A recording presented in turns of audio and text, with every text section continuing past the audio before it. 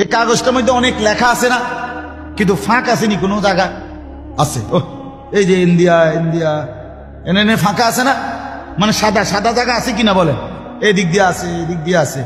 তো এইটার একটা অর্থ হইল হাসরের ময়দানে আল্লাহ তাআলা আমাদের প্রত্যেকের হায়াত 60 বছর 70 বছর 50 যে দূর হায়াত পাইছে, এটা সামনে নিয়ে আল্লাহ দেখাবে বান্দা তোমার এই ছিল হায়াত, এই হলো তোমার জানুয়ারি মাস ডিসেম্বর মাস, এই ছিল 2023 সালের ডিসেম্বর, তুমি মোট যাই আমল করছে এই কদ্দুরে এন্দিয়ে দূরে দূরে দূর, এই যে শুক্রবারে 2 রাকাত নামাজ দেখছো নি, এই যে 2 রাকাত, পরে শুক্রবারে 2 রাকাত দেখছো, এই যে 10 টাকা দিছিল দেখ বেটারে, এই যে 10 টাকা এমনি এমনি মিলাইয়া ডিসেম্বর নেক আমল গুলো এগুলো আল্লাহ দেখাবে, দেখাইয়া এরপরে যেগুলো খালি না আল্লাহ তাআলা বলবে বান্দা এই জায়গাগুলোতে তোমার হায়াতের সময় ছিল, কিন্তু তুমি সেই সময়গুলো কোনো কাজে না লাগাইয়া নষ্ট করে দিছ, আমার দেওয়া সেই সময়গুলো এখন জবাব দাও নাফরমান কেন নষ্ট করলা, সেটা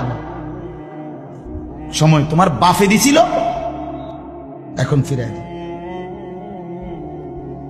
আজকে এখানে আমরা যারা বসা আমাদের প্রত্যেকের জন্য আজকে এশার নামাজের ওয়াক্ত হয়েছিল নি, কথা বলেন না কেন, এশার নামাজ পড়ার সুযোগ ছিল কিনি, তাহলে তোমরা যারা নাফরমান এশার নামাজ পড়ো নাই তোমরা কি বলবা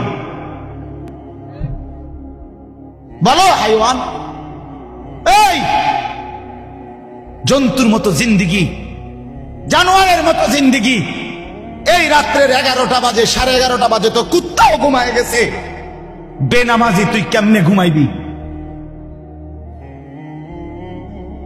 ওই বেনামাজি তুই কেমনে ঘুমাইবি,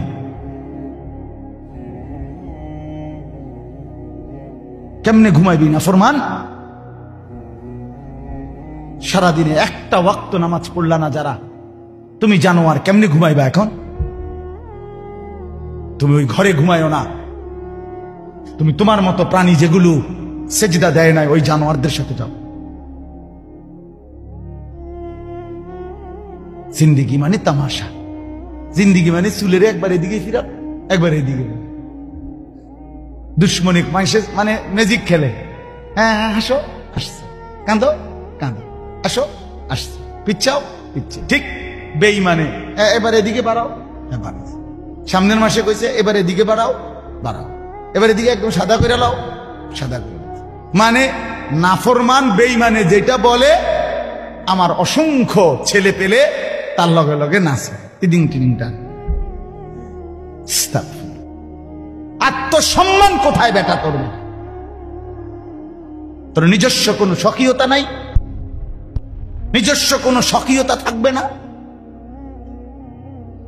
বেঈমান যা বলবে তুমি তাই, কখনো ঢোলা কখনো সিফা, আশ্চর্য কথা এটা।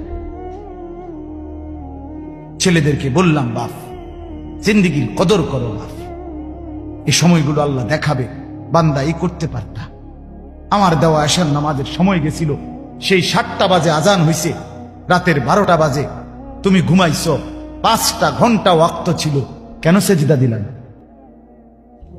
কেন সেজদা দিলাম, হ্যাঁ কেন, কত নারী দেখলে শখ মিটত, হারামের টাকা কত রোজগার করলে অভাব মিটত, কই মিটছেনি কারো, কথা বলেন না কেন, পৃথিবীর কোন সেই ব্যক্তি যে বলছে আর লাগবে না, আছে কি কেউ, আল্লাহ আমাদেরকে বুঝ দান করে। শেষ কথা হইল বালিল ইনসানু আলা নাফসিহি বাসীরা, আল্লাহ বলে না বান্দা শুধু কেবল তোমার জিন্দিগি আমি শোনাবো এটা না, বরং তুমি সচক্ষে তোমার লিখিত আমলনামা, প্রত্যেকটা মানুষ তার হায়াতের আমলনামা লিখিত দেখতে পাবে,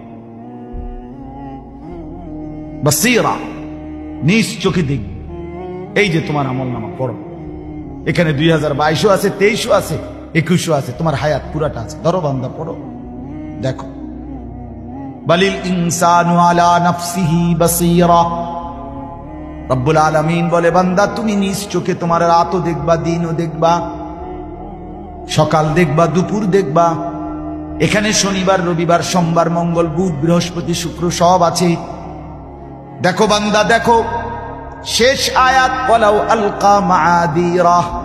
রব্বুল আলামিন বলে নাফরমান নিজের আমলনামা নিজের হাতে নিয়ে দেখবে, আর তখন নানা ছল ছাতুরি আর বাহানা আর টাল বাহানা আর ওজর আপত্তি প্রকাশ করতে বলতে চাইবে আল্লাহর কাছে। বুঝেন নাই? নিজের এটি দেখা আল্লাহ ঠিক আছে আমি নামাজ পড়ছি না, কিন্তু এইভাবে একটা দুইটা নামাজও নাই, এটা কিতা? আর এটা কিতা কথা? এটা কারে দিয়া লেখাইছেন তে বেটা?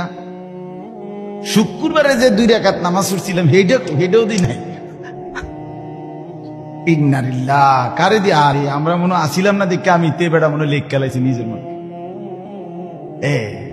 আল্লাহ বল হ্যাঁ এটার অর্থই আলকা মাআদিরা, ওজর বলবে, ওজর ছল ছাত্রী করবে। আল্লাহ মিশা কথা তো আমি কইছি, ঠিক আছে আমি মানি, বুঝি এভাবে মিশা কথা কইছি, এটা কি তো সিটারই বুঝি এভাবে। এর লেগে কি 2টা একটা টেয়াও বালা টেয়া নাই, সব সুদের। এইভাবে কি করতে চাইবে? চল টাল বাহানা 900 কথা বলতে চাইবে। হ্যাঁ, রব্বুল আলামিন বলেন বান্দা আমার সামনে ছলছাতুরি করতে চাইবে, আল্লাহ তখন বলবে বাটফার, দুনিয়াতেও বাটফারি করছো, আজ হাসরের ময়দানে আমার সামনে বাটপারি করছো, থাম তুই, বন্ধ কর তোর মুখ। এবার আল্লাহ বলবে জমিন তুই কথা বল, তুই তো সব দেখছিলি, জমিন তুই বল। ইয়াউমাইদিন তুহাদ্দিসু আখবারাহা, সেদিন জমিন কথা বলবে।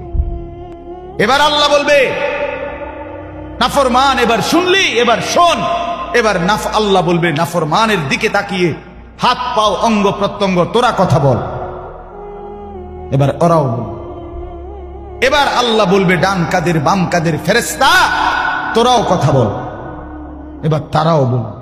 আল্লাহ বলবে এবার দেখলা তো বেঈমান, জমিনও বলল, তোমার অঙ্গ প্রত্যঙ্গ বলল, ডান কাঁধে বাম কাঁধের ফেরেশতাও বলল, আর লিখিত আমলনামা এটাও তো দেখলা, লিখিত কপিও আছে, মৌখিক স্বীকারোক্তিও শুনছেন। এরপরে আর কি রায় না দেওয়ার কোনো সুযোগ আছে?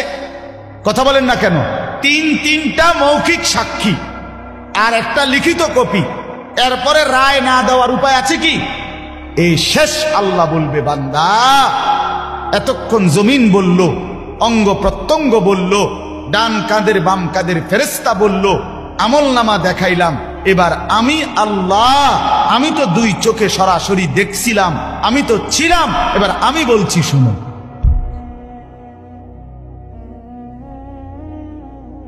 আমি তো দেখছি। ওয়াকাফা বিযুনুবি ইবাদিহি খাবীরাম বাসীরা।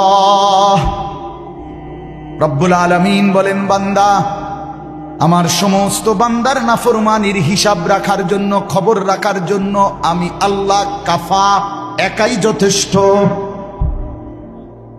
যদি ফেরেশতা নাও লিখতো তবু আমি বলতাম, যদি জমিন নাও বলতো তবুও বলতাম, যদি তোর অঙ্গ প্রত্যঙ্গ না বলতো তবুও আমি বলতাম, আমি তো যথেষ্ট ছিলাম।